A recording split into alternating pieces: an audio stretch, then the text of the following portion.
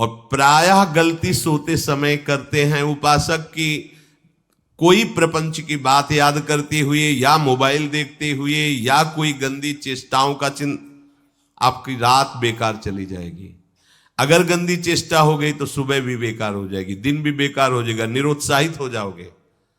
सोते समय आपको समय नहीं देना व्यर्थ चिंतन का। उसी समय विषय चिंतन होता है, उसी समय विषय भोग की आकांक्षा जागृत होती, उसी समय विषय देखने की इच्छा होती।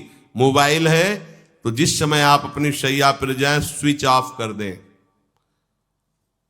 उसमें मैसेज घंटी आने का कोई भी रास्ता मत रखें। मान लीजिए आप उपासक हैं भगवत प्राप्ति के, 30-35 वर्ष ये नहीं था तो सब मर नहीं गए थे। और बोले इमरजेंसी, जब इसकी 30-35 वर्ष से पहले इसकी कोई रचना नहीं थी, मुझे लगता है, क्योंकि 30-35 वर्ष में ही इसका विस्तार देखा है। नहीं तो कभी किसी के पास मोबाइल नहीं। कोई बड़े अधिकारी तो इतना बड़ा वो, इतना बड़ा वाला वो ऐसे रखते थे नहीं तो मोबाइल तो हमें लगता है 30-35 वर्ष। तो फिर इमरजेंसी कैसे चलती थी? कैसे चलती थी इमरजेंसी? और आप ब्रह्मा हो क्या कि इमरजेंसी संभाल लोगे? स्विच ऑफ करो। जो सब इमरजेंसी संभालने के लिए तैयार, रात दिन न सोता है, वो हर समय जागृत रहता है, वो हमारा आराध्य देव है। स्विच ऑफ करो, चिंतन लगाओ श्री जी का। ये जो रात्रि के शयन के समय मोबाइल में इधर उधर दृश्य देखने हैं, अपने सर्वनाश का बीज बोना है। मान लो, हमारी प्रार्थना मान लो, ये उस समय मन आपको परेशान करेगा जब कमरे की सिटकिनी अंदर से बंद होगी। सबसे प्रार्थना है रात्रि के शयन के समय। तो बोले फिर ठीक है 10 बजे तक देख लेंगे मोबाइल, इसके बाद शयन के समय भजन कर लेंगे। होगा ही नहीं। क्या तुम देखना चाहते हो? प्रिया प्रीतम के सिवा और कुछ क्या देखना चाहते हो? वो तो सुभग सुंदरी सहज सिंगार, सहज शोभा सर्वांग प्रति सहज रूप वृषभानुनंदिनी। हमारी स्वामिनी जी की सुंदरता छुपाने के लिए आभूषण पहनाए जाते हैं। औरों को तो आभूषण सुंदरता बढ़ाने के लिए, यहां छवि के छिपाए को ऐसे के दास होके क्या देखोगे मोबाइल में? क्या देखना चाहते हो? वासना की क्रीड़ा, और तुम उस क्रीड़ा को देखना चाहते हो? परमार्थ के पथिक हो। देखना है तो प्रभु को देखने की वृत्ति रखो, अन्यथा मूंद लो आंखें। प्यारे, महान फल प्राप्त करोगे। सबसे प्रार्थना है एकांत में मोबाइल रूपी दुश्मन से बचो।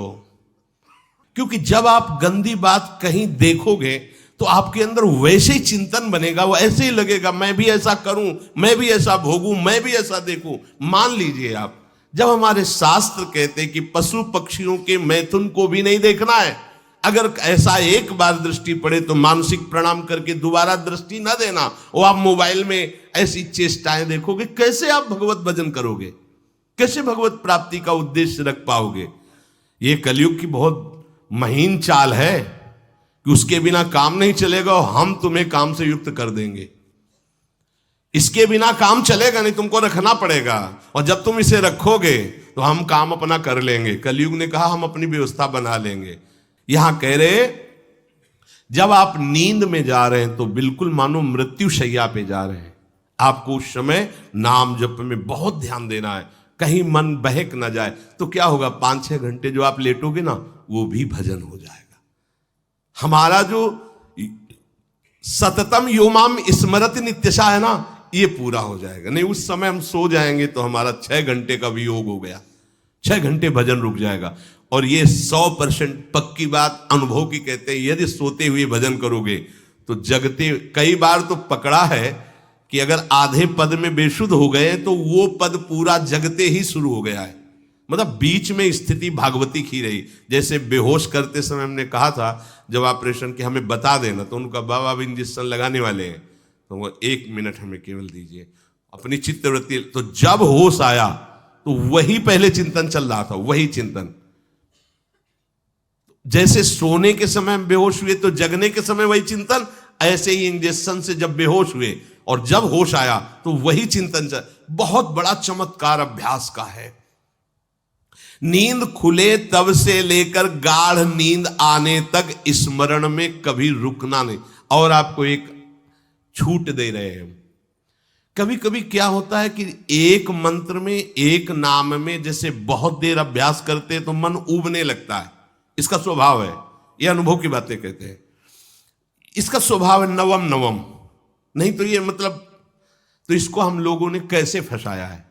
जैसे गुरु मंत्र जप रहे, अब 2-3 घंटे लगातार गुरु मंत्र जप, अब इसको ऊबन बढ़ी, अब ये छोड़ रहा है, बीच बीच में पता चलता है छोड़ना चाहता है, छोड़ रहा है, तुरंत इसको नाम में फंसाया।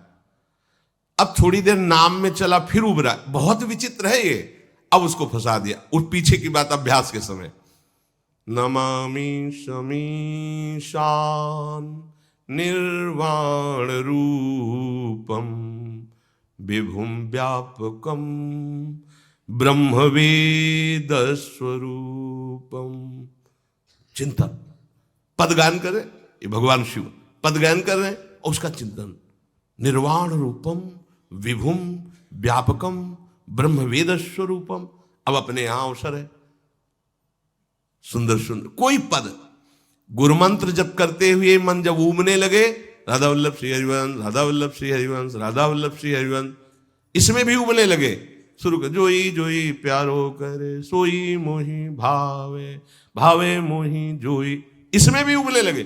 सुधा निधि का कोई एक लाइन ले लो, ब्रह्मेश्वरादि सुदुरूह पदारविंद श्रीमत् पराग परमाद्भुत वैभव, ब्रह्मेश्वरादि सुदुरूह छोड़ना नहीं है, तू भाग में नवम नवम दे रहा हूं, नवम नवम।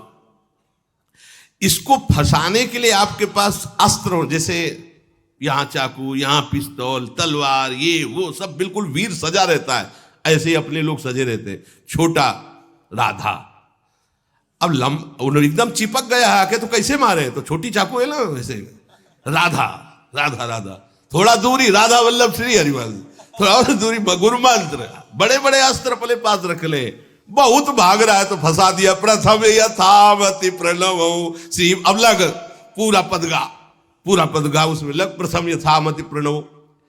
भोजन पाते समय ऐसा अभ्यास किया है, 1 घंटा के पहले भोजन नहीं होता, चाहे 2 रोटी पाना हो, समय लगता है भोजन, आराम एक एक नाम, एक एक, कुछ भी हल्ला मचाओ, कोई फर्क नहीं पड़ेगा, अपना चलेगा।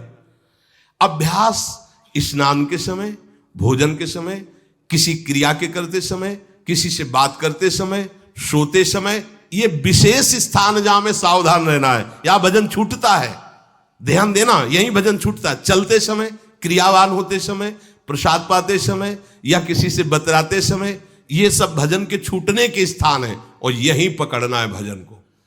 जब आपको बिल्कुल न लगे तो मानसिक सब बंद कर दो और गुनगुनाने लगो, जो धुनी आपको अच्छी लगे उसी में नाम, कोई नाम लेके, संसार का चिंतन न होने पावे, चाहे जो कुछ तुम जहां तुम्हारा मन आवे, गंगावरी गोदावरी कुछ भी, भागवतिक चिंतन के सिवा संसार के चिंतन न होने पाए। पहले ऐसे अनन्य बनो, फिर बाद में अनन्यता आती, रसना कटो जो अनरट। हाँ भी विषय चिंतन कर रहे हैं, प्रपंच कर रहे हैं, बोले रसना कटो जो अनरटो, और नहीं बोल सकते, प्रपंच बोलेंगे बस, रसना कटो, ये शब्द वहां नहीं आते।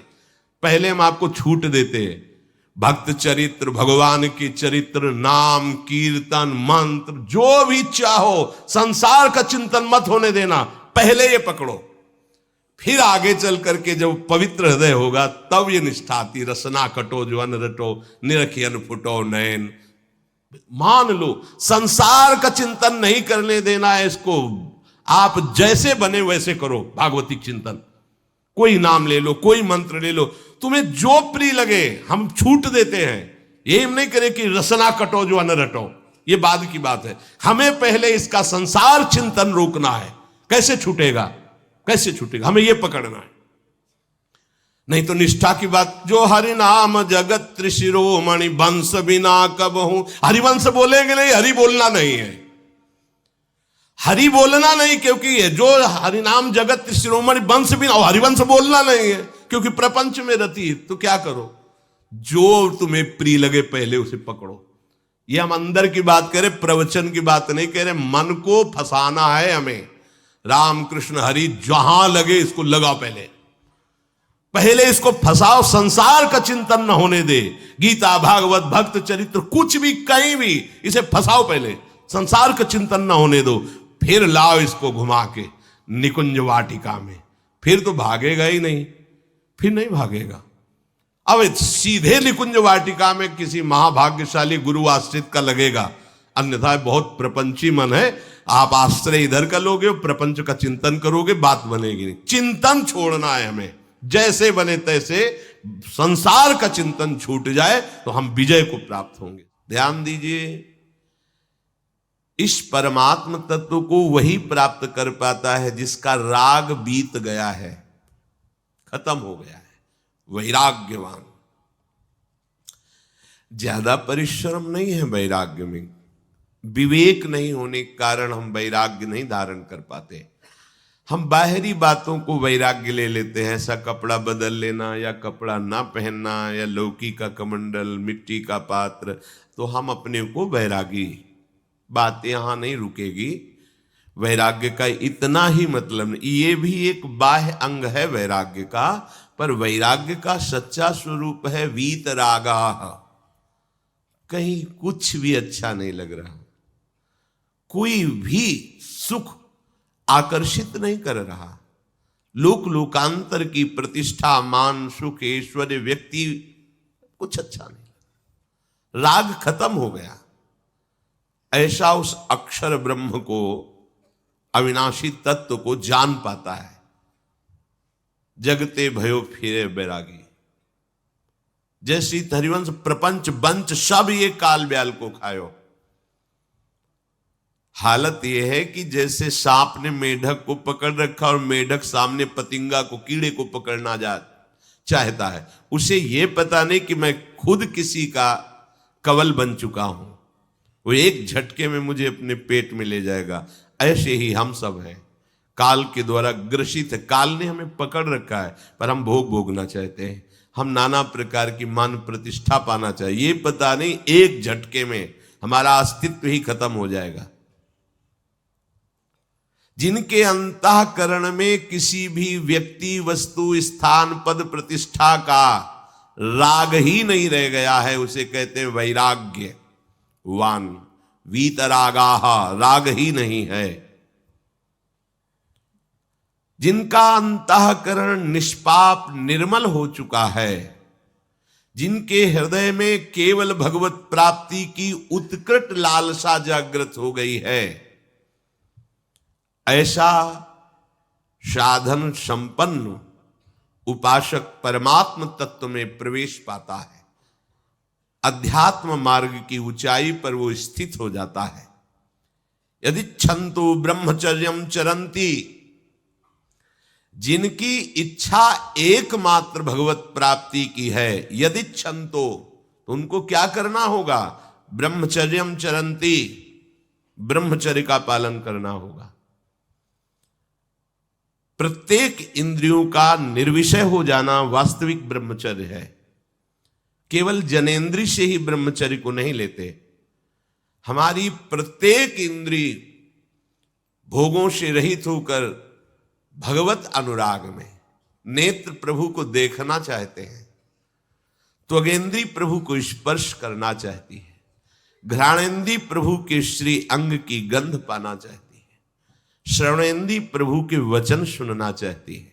एक एक इंद्री अपने प्रभु में लग गई, अंतर्मुख हो गई, बाहर विषयों का त्याग हो गया, इसे ब्रह्मचर्य कहते हैं। पर प्रारंभिक ब्रह्मचर्य में जनेंद्री का ब्रह्मचर्य अत्यंत आवश्यक है। यदि जनेंद्री जन्य व्यभिचार दोष से युक्त है तो कदापि उसे भगवत प्राप्ति नहीं हो सकती। शुभ गति व्यभिचारी शुभ गति चाहे, असंभव। और भगवत मार्ग में सबसे बड़ा दुश्मन यही व्यभिचार दोष है, काम। इसी से हमारा हृदय मलिन होता रहता है, अंधा बटे और पड़ा चबाए वाली दशा रहती। कहते हमें 50 वर्ष हो गए, अरे 50 जन्म हो जाए, तुम व्यभिचार करो, गंदी बातें करो, गंदे चिंतन करो, सो समय व्यतीत कर, अनंत जन्म व्यतीत हो गए, भगवत प्राप्ति हुई क्या? 50 वर्ष से भगवत प्राप्ति हो जाएगी क्या? 5 मिनट काफी है भगवत प्राप्ति में, एक बार नाम काफी है। वो स्थिति तो लाओ। बार बार बहिर्मुख वृत्तियों के द्वारा विषयों में सुख बुद्धि कर लेने से हमारा सारा का सारा अध्यात्म चिंतन बदलता रहता है, इसलिए लाभ नहीं मिल पाता, एक रस चिंतन नहीं रह पाता। बार बार विक्षेपी विषय करते रहते हो, हम सहते रहते हैं और भोगते रहते हैं। एक बार तो हिम्मत करके उठो। अब लो नशानी अब ना नशई हो, एक बार तो दृढ़ बनो। बस मन के अनुकूल चलने की बात को तुम्हें रोकना होगा, तभी तुम्हारे अंदर यदि क्षंतो ऐसी इच्छा जागृत होगी। पक्का पक्का ऐसा ही है। जब हम किसी विषय के वेग को सहते हैं, विषय नहीं भोगते हैं, तो मन बहुत जलाता है। उस जलन में फिर एक ही बात होती है, बस भगवत प्राप्ति हो जाए, झंझट खत्म हो जाए। कब तक हम इसमें चलेंगे? एक बार भगवत, वो जलन हमको भगवत प्राप्ति की इच्छा प्रकट करती है। अपने लोग क्या करते हैं, जलन को मिटाने की कोशिश करने लगते हैं, तो भगवत प्राप्ति की इच्छा क्या, भोग प्राप्ति की तृष्णा जागृत हो जाती है। भोगे हुए भोगों को बार बार भोगने की इच्छा का नाम तृष्णा है। बाहर और भीतर से कोई सहयोगी नहीं, जल रहा है उपासक, तब रास्ता निकलता है भगवत प्राप्ति का, तब इच्छा प्रकट होती। अब नहीं, बहुत जल लिया, अब तो केवल प्रियाजू के समीप जाना है, अब तो प्रभु के सानिध्य में रहना है, नहीं इन भोगों की जलन में जलना है। पर यहां तक पहुंचने के लिए जलना होगा, तभी लिखा सहित सहित बाढ़ है भगति तास्तिति क्षस्व भारत, क्योंकि आगमा पाइनो अनित्यास, ये नाशवान काम क्रोध आदि तुम्हें प्रेरित करेंगे, तुम इनके वेगों को सह जाओ। ये स्थायी नहीं है, आगमा पाइनो है, आने जाने वाले हैं, और ये सहन करने से नष्ट होते हैं, भोगने से बढ़ते हैं। यदि क्षंतो, अगर भगवत प्राप्ति की इच्छा है तो ब्रह्मचर्यम चरंती, ब्रह्मचर्य का पालन करना ही होगा, इसमें कोई गुंजाइश नहीं, क्योंकि आप चल ही नहीं सकते। ध्यान से सुन लो, ये मनोरंजन का मार्ग नहीं है, इसमें मन ही मार तनहारिक वृंदावन में गाज, इसमें मन मारना होगा। प्रायः ये मन को दुलार करने वाले लोग कभी भाग्य से सत्संग में भी आ जाते हैं, कभी श्री विग्रह के दर्शन करने भी मंदिर पहुंच जाते हैं, कभी तीर्थ याटन भी करते हैं, पर इनका कोई लक्ष्य नहीं होता। आज सुन लिया सत्संग, बढ़िया है, लक्ष्य नहीं होता। यहां लक्ष्य वालों की बात हो रही। यदि क्षंतो, यदि तुम्हारी ऐसी इच्छा जागृत हो रही किसी जन्म में भगवत प्राप्ति करनी, तो ब्रह्मचर्यम चरंती, आप सच्ची मानिए, जिसके निकालने में तुमको सुख की अनुभूति हो रही, उसको रोकने में कितनी सुख की अनुभूति होगी।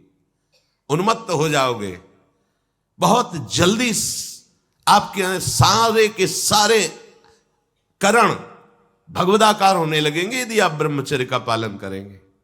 शरीर स्वस्थ, हल्का, मन प्रसन्न, नींद आदि पर विजय, कितने गुण ही गुण।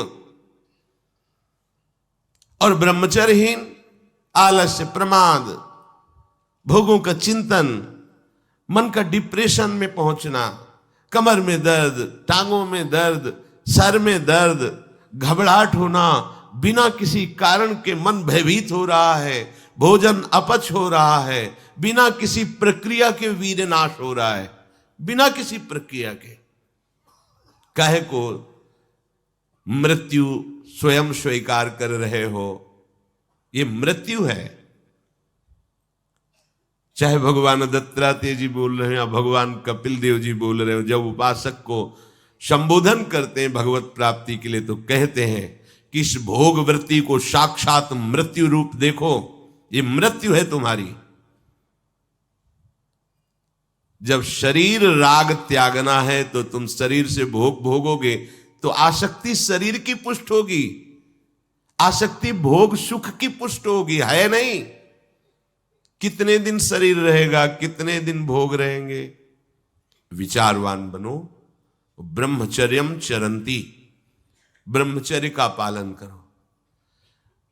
उपासक जो ब्रह्मचारी होता है उसका खिला हुआ चेहरा रहता है, जैसे कमल खिला हुआ, बिना किसी कारण के उसकी मुख मुद्रा में प्रसन्नता होती है। जो ब्रह्मचर्यहीन होता है बुझा हुआ चेहरा होता है, तेजहीन, बिना किसी कारण के वो शोकग्रस्त लगता है। बैठा है, आपको लग रहा है शांत है, लेकिन आप चेहरे को देखो, वो एक शोकग्रस्त है, कुम्हलाया हुआ चेहरा, अशांत चेहरा। मुख प्रसन्न, तन तेज विराजा, यह है ब्रह्मचर्यम चरंती, भगवत आराधन संपन्न उपासक का।